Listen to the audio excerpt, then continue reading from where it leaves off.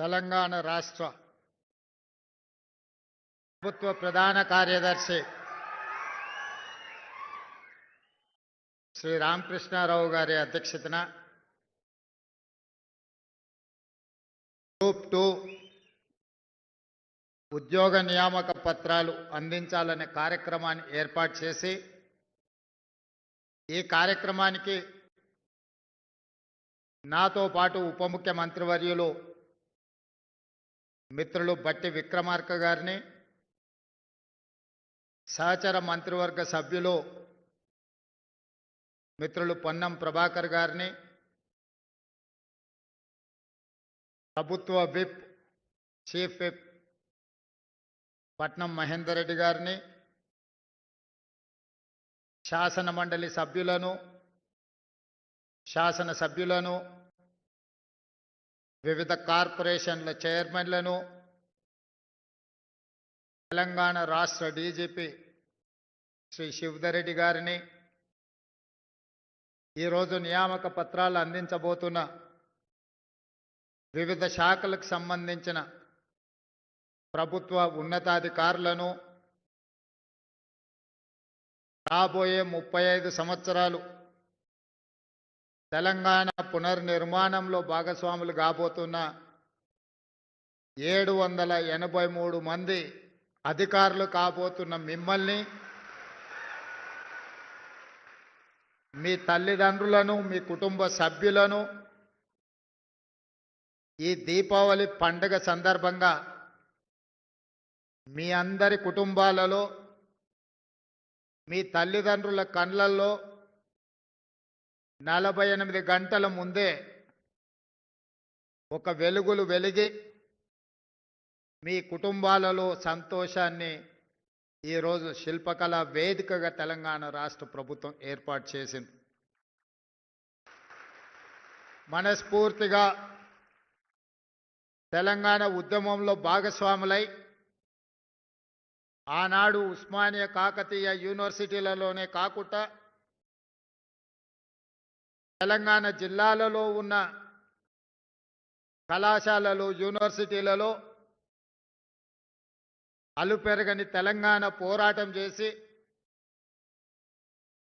ఈ తోటి విద్యార్థులైన శ్రీకాంతాచారి, వేణుగోపాల్ రెడ్డి, ఈశాన్ రెడ్డి, యాదయ్య లాంటి తెలంగాణ యువ విద్యార్థులు తమ జీవితాలను దారబోసి ఆత్మ బలిదానాలు చేసుకొని తెలంగాణ రాష్ట్రాన్ని సాధించింది. ఒక శ్రీకాంతాచారి, ఒక యాదయ్య, ఒక కానిస్టేబుల్ కిష్టయ్య కన్న కలలు మా ప్రాణాలు పోయినా పర్వాలేదు, మా కుటుంబాలు అనాథలైనా పర్వాలేదు, ఈ తెలంగాణ రాష్ట్రంలో లక్షలాది మంది నిరుద్యోగుల యువకుల యొక్క కలలు పండాలి, ఈ తెలంగాణ రాష్ట్రం సస్యశ్యామలం కావాలి అని వాళ్ళు ఆత్మ బలిదానాలు చేసుకొని తెలంగాణ రాష్ట్రాన్ని సాధించారు. ఆనాటి రాజకీయ పార్టీల నాయకులు నీళ్లు, నిధులు, నియామకాలు అనే నినాదంతో తెలంగాణ ప్రజల యొక్క బలమైన ఆకాంక్ష 60 సంవత్సరాల సుదీర్ఘ పోరాటాన్ని రాజకీయ ఆయుధంగా మార్చుకొని వచ్చిన తెలంగాణలో 10 సంవత్సరాలు అధికారాన్ని చెలాయించి నిరుద్యోగ సమస్యను పరిష్కరించలేరు. వాళ్ళ కుటుంబ సభ్యులు, వాళ్ళ బంధువర్గము ఆగర్భ శ్రీమంతులు ఎలా కావాలి, నిజాం నవాబుతో పోటీపడే ప్రపంచంలోనే ఈనాటి భాషలో పోల్చాలంటే అదానీ అంబానీలతో పోటీపడి అల్లుడిని అంబానీ చేయాలి, బిడ్డను బిర్లాను చేయాలి అనే కలలు కంటూ 10 సంవత్సరాలు పరిపాలన కొనసాగించింది. ఏ రోజు కూడా ఒక్క క్షణమైన నిద్రపోయే ముందు గుండెల మీద చేయి పెట్టుకొని ఏ శ్రీకాంతాచారి, ఏ కానిస్టేబుల్ కిష్టయ్య, ఏ యాదయ్య, ఏ ఈశాన్ రెడ్డి, ఏ వేణుగోపాల్ రెడ్డి ఆత్మ బలిదానాలు చేసుకొని తెలంగాణ సాధించినరో వాళ్ళ లక్ష్యమేందో అని ఆలోచన చేసినుంటే మీ ఉద్యోగ నియామకాలు 7-8 సంవత్సరాల క్రితమే జరిగిపోయి ఉండేవి. ఈనాడు తెలంగాణ పునర్నిర్మాణంలో మీరు సీనియర్ అధికారులుగా ఈ ప్రభుత్వంలో బాధ్యత వహించి ఉండేవాళ్ళు.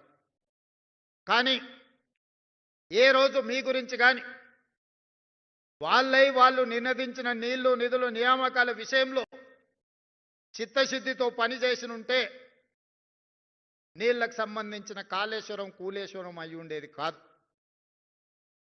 ఈనాడు 1,00,000 కోట్లు గోదావరిలో పోసి నిర్మించిన కాళేశ్వరం కట్టడం కూలడం 3 సంవత్సరాల్లోనే జరిగిపోయింది. చరిత్రలో ఇట్లాంటి దుర్ఘటన, ఇట్లాంటి దురదృష్టకరమైన సందర్భం ఏ దేశంలో, ఈ దేశంలో ఉన్న రాష్ట్రాలే కాదు, ఏ దేశంలో కూడా ఇట్లాంటి పరిస్థితులు రాలేదు. నిధులకు సంబంధించి మీకు తెలుసు, ఫామ్ హౌస్లో 1 ఎకరానికి ₹1 కోటి పండించే విద్య ఆ నాయకులకు తెలిసినప్పుడు తెలంగాణ రాష్ట్ర రైతాంగానికి ఆ విద్య ఎందుకు నేర్పలేదు? మీరే చూసిండ్రు, మా ఫామ్ హౌస్లో పంట పండిస్తే ఎకరాకు ₹1 కోటి వస్తుందని ఒక పెద్ద ఆయన చెప్పిండు. సంతోషం, అద్భుతమైన కళ మీకు ఉన్నందుకు. 64 కళలలో చోర కళ కూడా ఒకటి అంటే నేను అదేందో నాకు అర్థం కాలేదు. కానీ ఈనాడు ఎకరాకి ₹1 కోటి వ్యవసాయంలో ఆదాయం వస్తుందంటే చోర కళలో పరోక్షంగా ఇదే కళనేమో అనిపించేటట్టుగా వచ్చింది. తెలంగాణలో ఆనాడు ఒరేసుకుంటే ఉరేసుకున్నట్టే అని ప్రభుత్వాలు పలికినాయి. తెలంగాణ రాష్ట్రం తెచ్చుకున్నది పండించిన పంట కొనుగోలు చేయలేని పరిస్థితిలో ప్రభుత్వం ఉంటే, తెలంగాణ పరిపాలన చేసే నాయకులు ఉంటే, ఇక తెలంగాణ రాష్ట్ర సాధన రైతులకు మనమందరం రైతాంగ కుటుంబాల నుంచి వచ్చిన మన తల్లిదండ్రుల యొక్క కష్టానికి ఈ తెలంగాణ రాష్ట్ర సాధన